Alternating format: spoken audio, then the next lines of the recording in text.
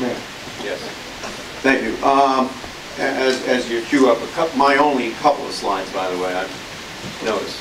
But I want to take a moment, and as General Lackledge queued us up for this, I want to be able to introduce you to one of those soldiers who has come back, has given a great sacrifice, and when I found out that he was available to come to this association's meeting, I said to his brigade commander that I think that everyone here needs to meet this great young man who has made not only that sacrifice, but has said, send me, and not just send me once, but send me twice.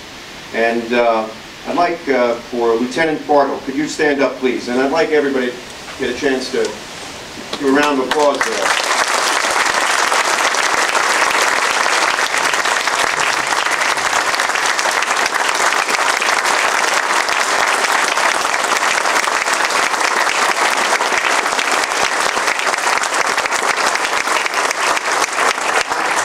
It's not enough just to introduce you. You need to know that Lieutenant Bartle is one of those few of this generation. We say that we're in the midst of the next great generation. And I would say that really there are few great people in this generation that we have, because not everyone has stepped up forward. But Lieutenant Bartle started off actually as a Marine about 10, 11 years ago. Saw the light, said that after doing that service, wanted to do something else. Something different. And he stood up and said, and volunteered in 2001 to become an NCO in a civil affairs unit.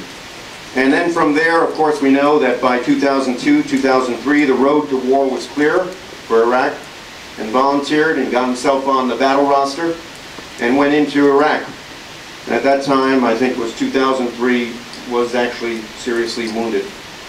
But that's not the end of the story, because then Sergeant Bartles said after arriving back that there's still more opportunities out there, and life goes on. And life goes on as a soldier.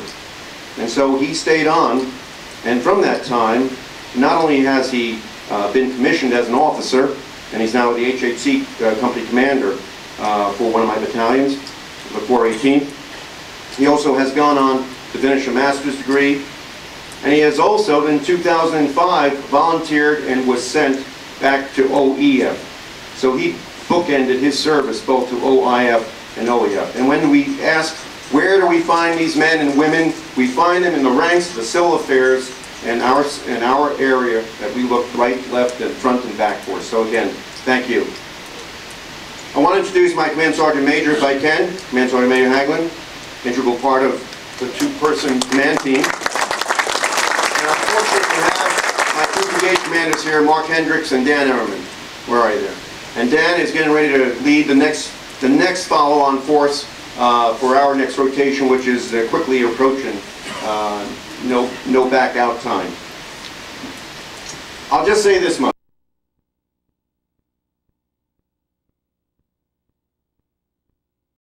No back out time. I'll just say this much. All of us as commanders, KCOM commanders, and I would say brigade commanders and battalion commanders, anyone down the chain that is a leadership chain lives in three worlds now, and we have been living in three worlds. The first world, of course, is the world as commanders that we have got to generate the forces and make sure that we understand and can put people forward into the operational world, the operational fight.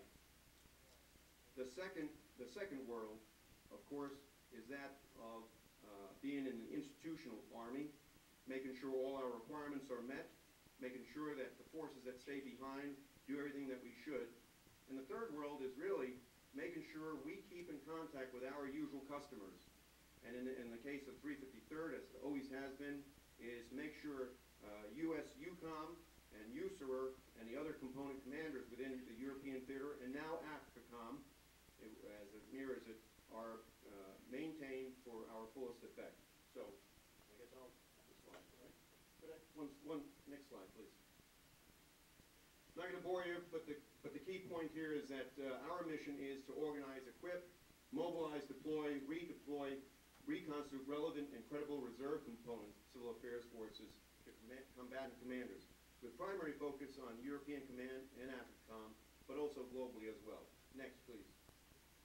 Our priority support right now is to GWAT, the Long War, but we have increased the number of our CTC Combat Training Center rotations to prepare our deploying units. And in October, that is actually now, we are preparing to deploy 16 companies, 3 battalions, brigade headquarters that will fill 12 PRT teams and functional specialist cells in support of OIF. They're actually going to Bragg later this month, the first elements, and it'll be a rotational cycle that will see us through to relieve the forces in place, and we should finish that by next spring, by around the April-May timeframe. Next, please. We do have one problem. We have a problem, and I think it's current throughout our community. We do have large numbers of senior officers and senior NCOs to an extent, and we have a chronic shortage of our captains and majors, and we see that.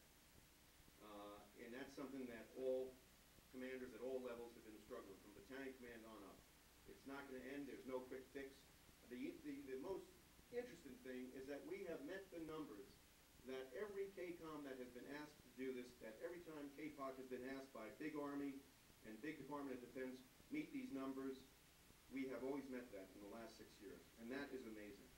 And that's a testament to not just the leadership, but also to the men and women who continually say, okay, I got it, we'll go again. When I think about our community considerations, these are some of the points there. We do have some choices here. There is the emergence of other civil military operational players other than use of KPOC, and that's the active component units and other non-CA reserve component units. We feel this especially in the European Command. There is a feeling out there, and I would ask non-attributionally here, that sometimes because our civil affairs forces are being committed to fight the long war, GWAT, they are not ready or they're not able to be committed to the usual customer needs, in my case in UCOM. We try to support them as much as we can, but there is at times shortfalls.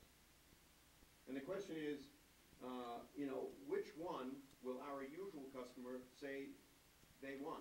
Will UCOM say, you know what, I'd rather have a force in theater and I'll train it as a sort of civil affairs force rather than to have to go back and being told, not available, there's someplace else.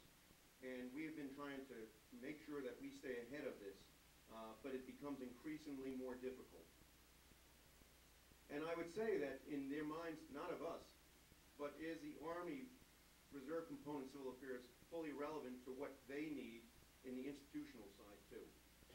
And a specific challenge that we have is USOR transformation and the change in mission of 7th ARCOM to a civil support organization. What we see as a future for that is really to partner with them, support them, encourage them, and to work with them as much as needed. The other point is to maintain the planning associations, vice operational partners and customers that we have. There we go, got it. This is just to show you the exercise world that we live in, world number 2, where we readily want people to go to this. Because if we don't train our people before they go to the real operational world, we're not doing a service to our traditional customers. And on the other hand, if we don't give them qualified people who have been battle hardened and have seen the real world of operations, then they won't be that good on here either. So we have not turned down any training opportunity. There have been some that have been pulled from our KCOM, but just to let all the old 353 hands that are here, and there's many of them, and it's great seeing you all, 353 continues to maintain its primary focus to support European Command. Next, please. At the same time, supporting 2 main combat training center rotations here too. As you can see, this is for 1st Armored Division and 1st ID, because they're the next ones in the chute to go into GWAT as well. Next, please. This is where we have some of our folks currently working right now, training up. We still maintain the trace for K4 as long as our partner, our Planning Association headquarters says they need us.